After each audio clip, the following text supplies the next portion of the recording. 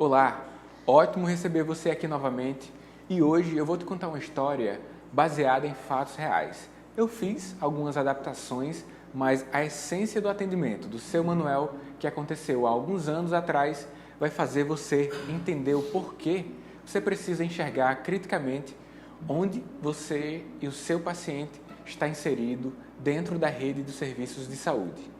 No primeiro episódio dessa Medical Week Condutas Ambulatoriais, eu te falei sobre acesso e longitudinalidade.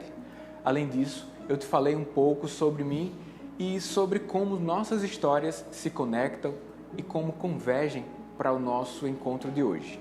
Se você ainda não viu o primeiro episódio por completo, pausa agora, vai até lá, porque você deve entender que os conteúdos foram pensados em uma sequência lógica. Você não vai entender bem se não seguir a sequência que nós planejamos. Bem, considerando que você viu o primeiro episódio dessa série, hoje nós vamos falar sobre coordenação e sobre integralidade, mais dois atributos essenciais da atenção primária à saúde, APS. Entender isso e aplicar em seu cotidiano fará o seu desempenho dentro do âmbito ambulatorial dar um salto de qualidade. Então, essa é uma chance para que você aumente sua sensação de melhor qualidade de vida e melhor desempenho dentro do âmbito da prática médica diária. Para que você entenda a importância de aplicar os conceitos aqui, entenda aí o caso do seu Manuel, é um nome fictício. Aparentemente era um dia como outro qualquer, eu esperava o carro da prefeitura na Secretaria de Saúde e dali nós íamos até a zona rural onde aconteciam os atendimentos. Um agente comunitário de saúde, ACS, solicitou que nós fôssemos até a casa do seu Manuel realizar um atendimento domiciliar. Você já deve saber que médicos que atendem no ambiente ambulatorial eventualmente são chamados para realizarem consultas nas casas das pessoas em virtude de várias justificativas. Por isso, nós médicos que atendemos em nível ambulatorial devemos deixar nossas mentes abertas para ofertar mais essa opção aos nossos pacientes. No setor público, para quem atende na estratégia de saúde da família, isso é muito comum. No setor privado, isso tem se tornado cada vez mais frequente. Mas o fato é que a ACS estava preocupada com o que as pessoas diziam ali na microárea em relação ao seu Manuel. Alguns vizinhos disseram que o filho do seu Manuel estava bebendo muito e assim não cuidava bem do pai tão bem quanto devia. Só moravam os dois, então seria bom verificar se o seu Manuel estava utilizando os fármacos prescritos anteriormente e nos certificar sobre a veracidade das informações que chegaram até a nossa equipe.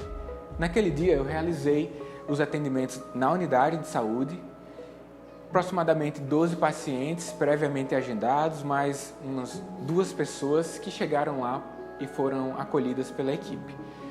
Depois que terminaram os atendimentos ambulatoriais, fiquei um pouco apreensivo por conta do horário, mas a gente decidiu seguir para realizar aquele atendimento, aquela visita domiciliar. Então fomos nós da equipe junto à ACS. Enfim, deu certo. A casa do seu Manuel ficava a uns 200 metros do vizinho mais próximo, uma situação muito comum na zona rural, onde as casas são distantes umas das outras. Havia uma área cercada com arame farpado. Lá no centro, uma singela casa do seu Manuel, que morava junto ao seu filho. Nós tivemos que deixar o carro um pouco distante da casa, deixamos e seguimos até aquela casa, porque ninguém atendia ao nosso chamado lá de longe. Quando a gente chegou próximo à casa, percebemos que estava um tanto quanto mais silencioso do que o normal, chamamos, ninguém apareceu, então a gente decidiu entrar na casa. Nós entramos junto à ACS. Não demorou muito e logo pudemos notar que o seu Manuel estava lá, deitado numa rede, na sala da sua casa.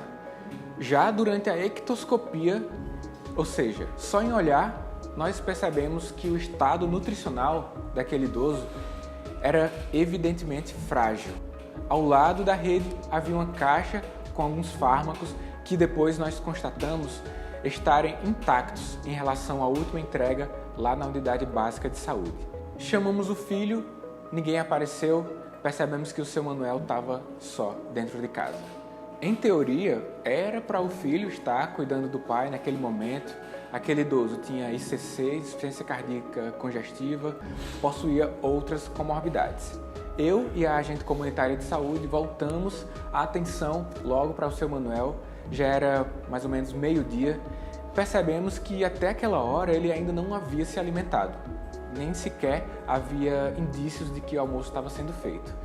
A ACS revelou que ficou sabendo, através dos vizinhos, que alguns o ajudavam, levavam até algumas alimentações durante o dia, porque o filho passava a maior parte do tempo bebendo bebidas alcoólicas e negligenciava o cuidado com o pai. Naquele dia, nós tomamos algumas condutas, inclusive oferecendo alimento ao seu Manuel, e voltamos da visita domiciliar discutindo detalhes sobre como conduziríamos o caso.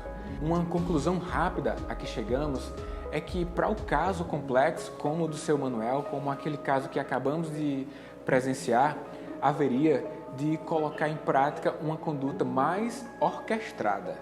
Além de integralidade e do acesso, precisaríamos lançar mão da coordenação e da longitudinalidade, os outros atributos essenciais da APS, que estavam por trás do que demandava o seu Manuel. Apenas as nossas condutas, sem ajuda externa, não conseguiria resolver de forma mais ampla o que o seu Manuel precisava. Além disso, não conseguiríamos resolver nem sequer a demanda relacionada à sua manutenção de saúde em relação à insuficiência cardíaca congestiva.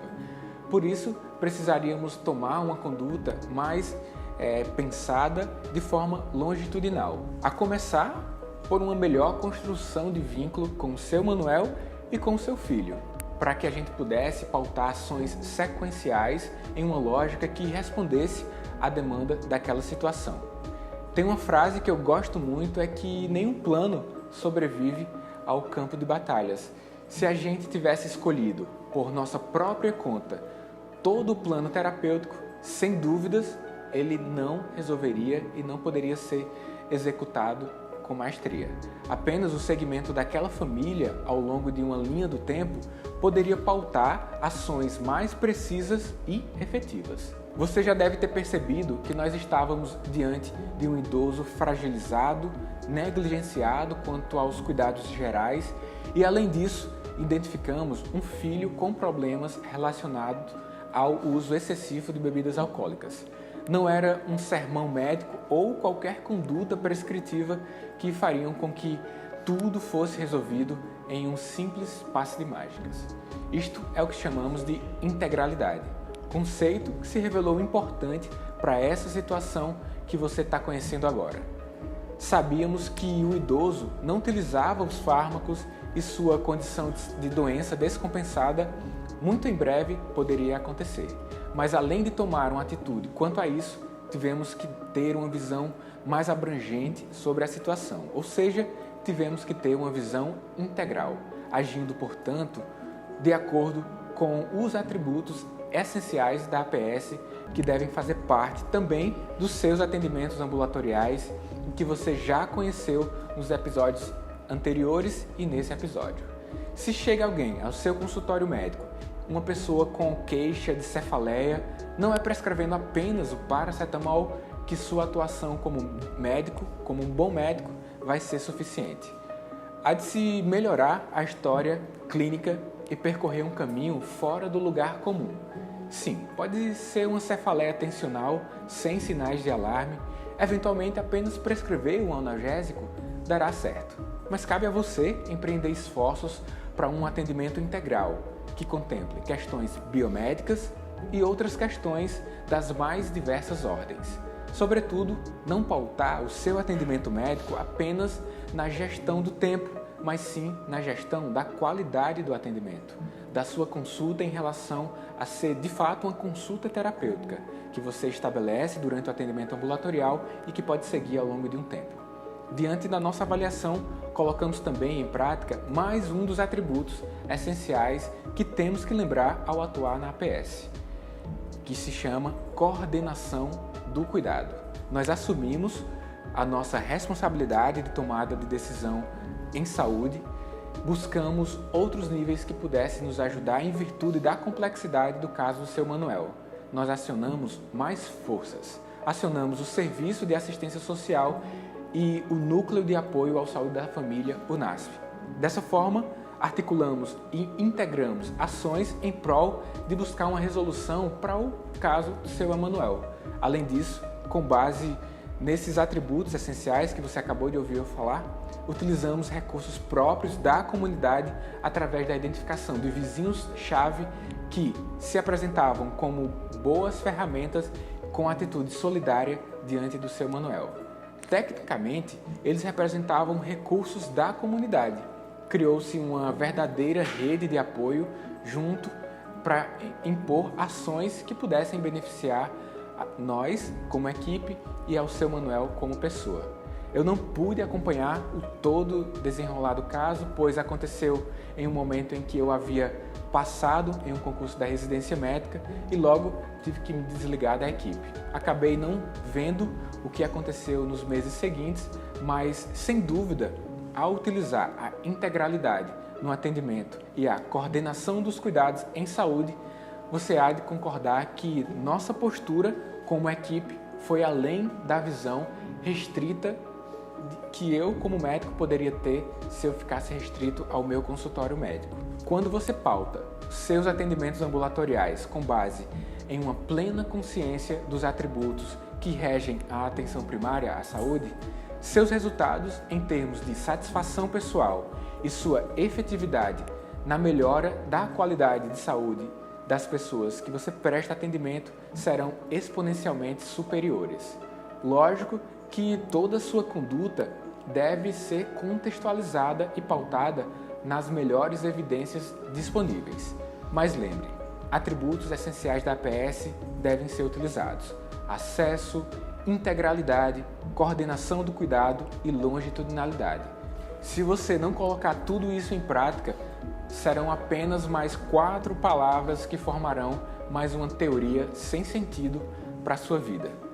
Quando você eleva o seu nível de consciência e reconhece exatamente o poder que você tem ao influenciar toda uma população junto à sua equipe e o porquê você escolheu dedicar parte da sua vida para os atendimentos ambulatoriais, é como se você escolhesse a pílula que dá mais sentido à sua vida. É nesse momento que você entende que você é uma fonte de riqueza para as pessoas que você atende em uma região geográfica específica. Espero que esse episódio de hoje tenha contribuído para que você dê mais um passo ao encontro de um maior sentido para a sua vida como médico, como médica ou ainda como estudante de medicina. Lembra de deixar os seus insights, as suas experiências, tudo que você está pensando agora aqui na área de comentários. Nós vamos continuar o debate aqui em forma de textos, mas não esquece, daqui a alguns dias nós liberaremos mais um episódio dessa série. Obrigado por acompanhar hoje, um forte abraço e até o próximo episódio.